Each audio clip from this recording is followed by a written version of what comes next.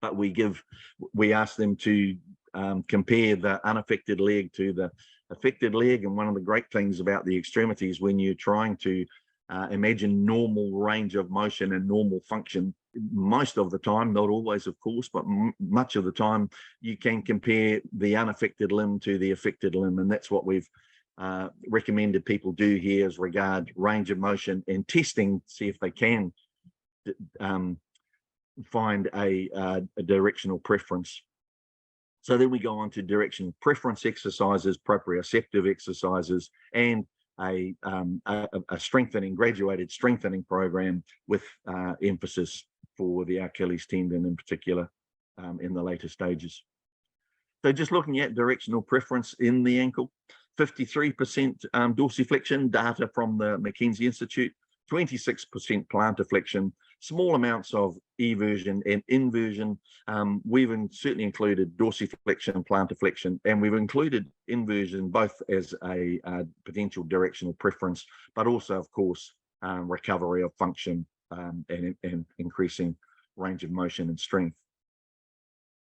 And very few ankles, again, from the McKenzie Institute data, need a combination of movements that we sometimes find more around the shoulder and around the hip, multi-directional joints. Very few, once you have found the directional preference, you find you need actually the directional preference changes to the opposite direction, and very few do you really need to progress force.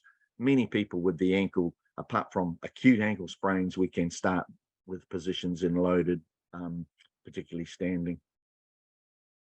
So if we look at some of the illustrations from the book, simple dorsiflexion in sitting, either with the legs out straight or with the rolled up towel under the knee. And then, so that's dorsiflexion. All these exercises are the right ankle.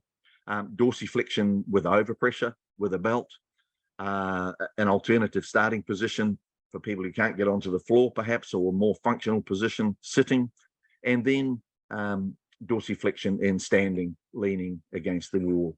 So again, a range of force progressions and a range of alternative starting positions for people. And in any of the exercises, as I say, people are trying a range of exercises to find their directional preference. In any of the exercises, we do use the 10 repetitions several times a day, and constantly monitoring the symptomatic and mechanical responses over a period of time, and then gradually building in other exercises and strengthening as a part of the recovery. Plantar flexion, using 2 chairs, partially loaded in this position, and then applying some overpressure here.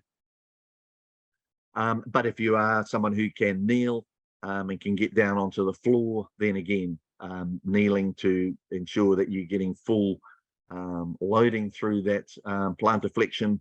And to get to end range plantar flexion, we suggest rolling a towel under the ankle. Sorry, under the forefoot, to ensure the ankle does get to full plantar flexion.